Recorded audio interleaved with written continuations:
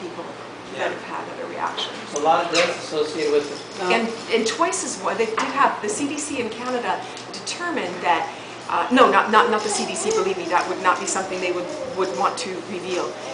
There was a double-blind study that came out of Canada that recently said that people that receive the H1N1 vaccine are twice as likely to get swine flu after receiving the vaccine than those that did not receive the vaccine. Because, I mean, actually, we're all running from the disease, but when we go get a shot, we're running to the disease. I mean, you know, you're getting it. I'm going for my shot right now. I will try to get that for you. By the way, you can find it on the sources I gave you. They'll be in there. And some of those articles are actually highlighted on that source sheet, and you can go right to it. By the way, this stuff here, the high fevers and high-pitched screaming, a lot of that stuff, they're going to tell you that's a normal reaction. If your child has any of these things at all, and these are the most high fever, skin rash, high-pitched screaming, collapse or shock, excessive sleepiness, all that stuff is considered a normal reaction. If your child has anything like that, never, ever, ever, never allow them to give your child another vaccine ever in their lives. Because if they manage to come out of it and they don't have any kind of damage from it, they're going to get it again. It's their little bodies telling you that their genetics can't handle it. So you were talking about how do you know you got, what's going to happen with autism and all that. These are the early signs that you're having a vaccine reaction and your child is going to be compromised from here on out. Most of the time they're going to have a rash. How many of you have had a vaccinated child that's seen that 103 or better fever? But they'll give them a Tylenol shot right before they give them the vaccine. To suppress the fever. Why do you have a fever? To get rid of heavy metals, to get rid of poisons, the toxins in the body. It takes the body a long It's time cooking to it all. build up to That's it. right. We need them. We love them. We want them. Fever is necessary. The fever is how the body kicks out the disease. When you elevate the temperature enough, because that's what pasteurization is, right? Killing all the disease. Yes, sir. But it's all working because the vaccine prevents the disease. That's what they say. That's what they say.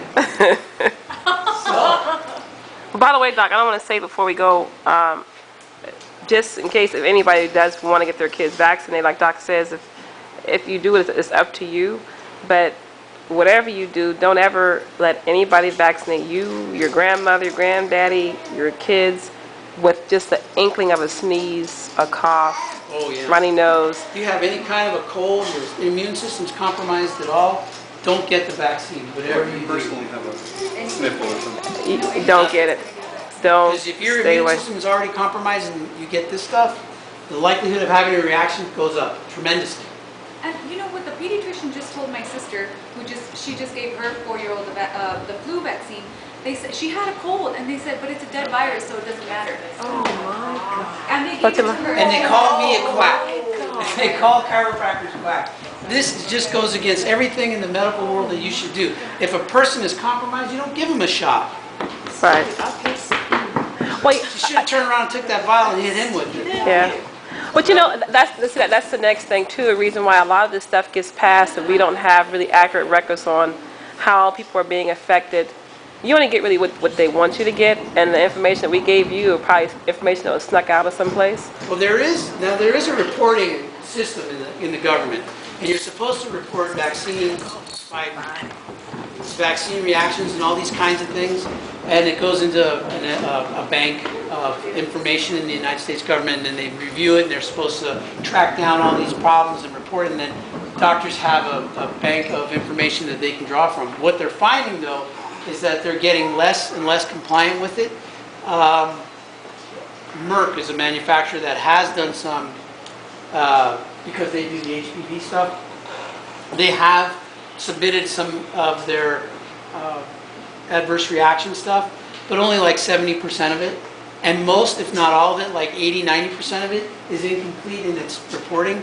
So there's no information from the doctors to pull any good information to get any kind of an idea of what they should or shouldn't be doing. Especially if you have a doctor that is pro-vaccines and not pro-choice. If they don't feel like your child's reaction was caused by the vaccine, they're not going to report it. So Yeah. it's not gonna go any past their door. And then a lot of time I may not report it because they don't wanna have it come back to them. So you Yeah, really there's don't an know. issue There's with no the quality reporting. control in the medical system at all. And most of us aren't gonna call the AMA and the CDC and report anything. We just go guys have- get pissed off and mad, you know? Did you talk about what happened in 1840 with the cholera epidemic in England? I didn't, I don't brush on some of Okay, that. okay. Oh, because, yeah, it'll make sense with all of this. Hang on one With sec. studies. Everybody still have time because we're Yeah. kind of running behind. a little bit. I just My want- kids are at park. I just want to share my personal experience. We, for whatever reason, we were delayed getting our daughter Aaron some vaccinations. So when we went in to get them caught up, she was willing to give them all shot. At one time. By the way, That's right. let me go with If you I a didn't little bit. say, okay, how many shots is that? Yep. By the way, when they do that, they put so much disease in there that the amount of adjuvate, this stuff, goes up exponentially in order to stabilize it. So they have to keep putting more and more in there.